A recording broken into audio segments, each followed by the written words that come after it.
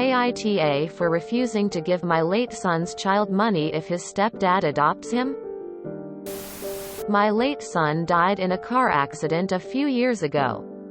He had been dating a girl for a few months and I found out at the funeral she was about 13 weeks pregnant. They were both 22. Well, I politely asked for a DNA test. And by using my family's DNA, I found out I did indeed have a grandson.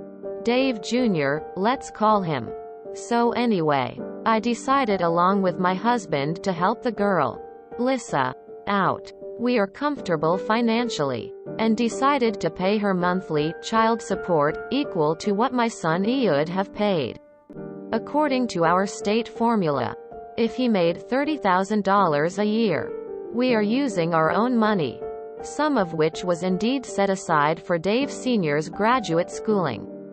But still, our money. My son had very few of his own assets, so no estate. We of course buy gifts, outings, etc., like all of our other grandkids. Well, Lissa married a guy this summer. Call him Alan. Seems nice. I am happy for her. So anyway, Alan and Lissa come over this weekend and want to talk. Apparently, the plan is for Alan to adopt Dave Jr., and they are moving out of state. Oh, and can we change his name on the accounts we have once this is legal? And they will send us pictures. And we can see little Dave sometimes, but are not to mention our son until he is old enough. I told them that I'm not paying them the child support, since Alan wants to be his dad so bad that he wants to erase my son. He can pay, and there are no accounts. And I am not playing games and pretending to be a family friend or whatever this plan is. I also told them to fuck off and get the hell out. Well, Liz and Alan sure think I am ta. My husband's on my side. My daughter is torn. And my youngest son hasn't said anything except, I can't believe you said fuck. I don't swear much unless I am mad. Now her family is calling me. And Alan's mother is trying to get me to have a sit down. So Reddit, AITA, ETA, to answer what seems to be a common question. Yes, my state has grandparents' rights that apply. NTA. Lying about his dad is likely to be so much more problematic than just being honest from the get-go. This is the kind of thing kids are super traumatized by.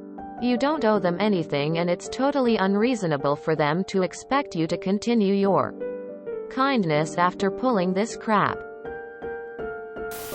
NTA. I'm sorry, but it really sounds like they just want your money and don't value your relationship to your grandson. You've already done more than most would too. NTA. I'm confused. They expect child support payment but plan to keep you in the shadows? WTF. NTA. You did more than most would have done considering the extremely sad circumstances. I'm sorry for your loss, Op. NTA. We want you to stop being involved in Dave Jr.'s life. But we want you to still support him financially. If Alan wants to be the dad, he can be the dad. And the breadwinner. NTA. If the stepdad adopted his child, your son would also not have to pay child support any longer if alive. Yes, you were a bit rude. But it's entitled of her to assume you would continue to pay child support. Legally, you have been gifting her for the kids while life. She wants to erase your son, she gets no money from you. NTA. And if you were putting money in a savings account for Dave Jr., make sure not to change the name on the account until he's old enough to do banking stuff without a parent, legal guardian. NTA. We love everything you can do for your grandson. But please go away and keep doing that. GTFOH. Unnecessary summary of my thought process reading this. The plan is for Alan to adopt Dave Jr. Okay. That's cool. And they are moving out of state. Okay, but how far away? Because if you're close to the border, that could be less than an hour drive. And can we change his name on the accounts we have once this is legal? Pause. Theoretically, yes, you would change the name on the account to reflect the appropriate legal name. But I'm sure that's not what's being implied here. They will send us pictures. And we can see little Dave sometimes, but are not to mention our son until he is old enough. Ooh, she really trying to be slick right now, huh? NTA. I would have had a slightly different response. I would have told them, of course we'll keep putting aside money for Dave Jr. But now that it is a two-parent household, the money we pay is going into a college or trust for him, so that his future is secure, and it will be in my or my husband's name. NTA. If you are going to be denied a relationship with him and your son's memory removed from the child's life, then they should be happy to be free of your money too. NTA. Look, it would have been different if Dave Jr. was raised primarily by the new stepdad and all that. So Dave Jr. does view him as a father and does want him to adopt him. But it sounds like they haven't even asked Dave Jr. and would just rather he forgets, never knows his biological dad and who he was. However, it sounds like the young couple just wants to continue getting money from you, which they feel they are owed somehow. No, you were very generous in doing so. You didn't have to, but you did. And at the same time, they want to move away? Why? So that they can pretend they've got everything settled and are not actually having help from the outside? You're right. If the new husband wants to be his dad, he can pay for their kid. That should just be the bottom line here. NTA. Alan wants to take responsibility for the kid? He takes responsibility for the kid. Not checks from you should be expected in that case. NTA. If they were receiving survivors' child's benefits from Social Security or receiving child support from a parent, those benefits would terminate if the child was legally adopted by his stepfather.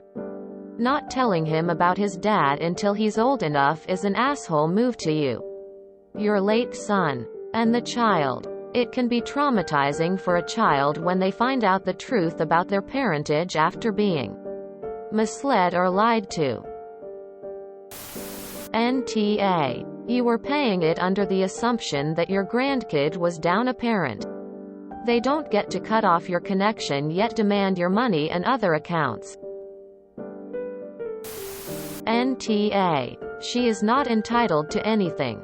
You are literally doing this to honor your late son's memory and to help provide for your grandchild.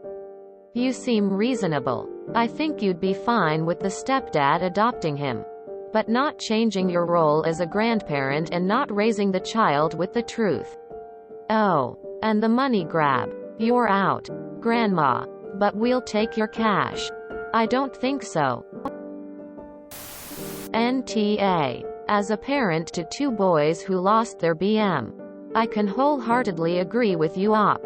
Never in a million years would I ever want to erase my kid's mother. I may be filling that mother role, but I will never be their mother.